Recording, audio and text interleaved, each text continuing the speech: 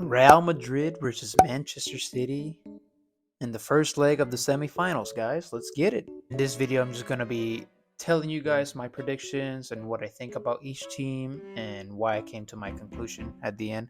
Um, so, let's go. Let's get started with Real Madrid first. We're playing at the Santiago Bernabeu today, and this is pretty big because no nobody can light up the Santiago Bernabeu like Real Madrid does.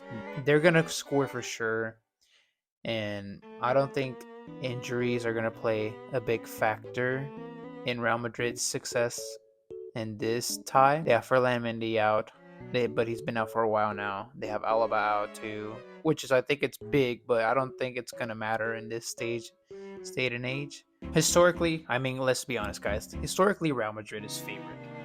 I mean, if we can't understand why they're not favorites, then we don't. Then we have to go back to everything. You have to like look back at every Champions League because literally over the past year and past decades and stuff, Real Madrid have been unstoppable in the Champions League. And let's be honest, guys. Even though they've gotten all of these Champions Leagues within a short amount of time, let's be honest, guys. Weird things have happened, okay? You don't see goalkeepers making many mistakes with other teams like Real Madrid in the Champions League. I mean, we got Allison, we got Karius, of course, the one and only. We got Ulrich from Bayern Munich just fumbling it, and then we have Mendy, we have Donnarumma. Like it's been a pattern. I mean, fair play for Benzema and the team for doing high pressing, but what are the odds of that actually happening on a regular basis? That's my question. That's my question, and it's kind of interesting how it happens with Real Madrid only for the most part. I don't know, guys. This is where I go to Manchester City.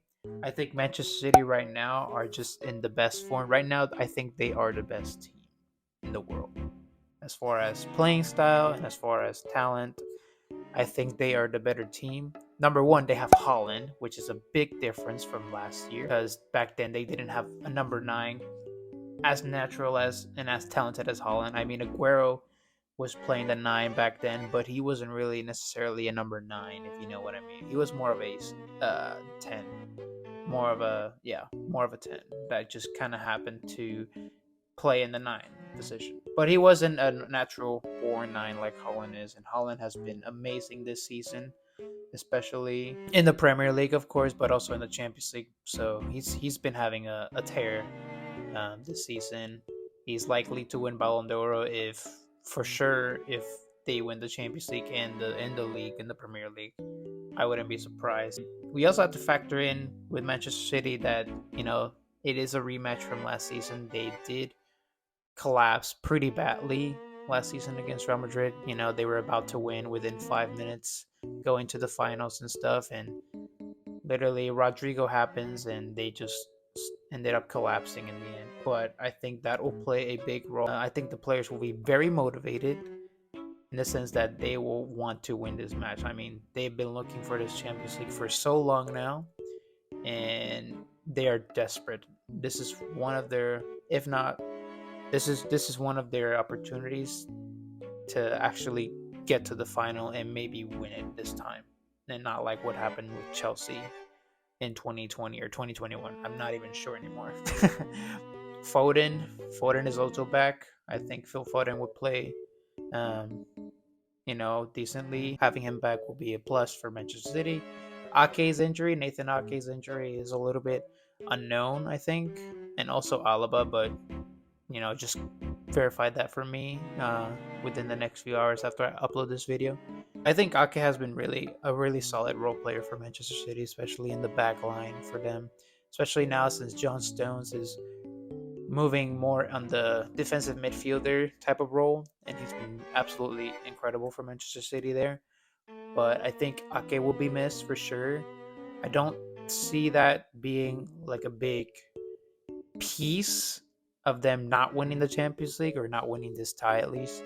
So even though Ake, like I said, has been really good as a role player and stuff for Manchester City, but I just think that right now City's form is really good, and I don't think that they will necessarily be completely impacted by Ake. With that being said, my predictions, I have for this first leg, I have a 2-2 draw um, in the first leg.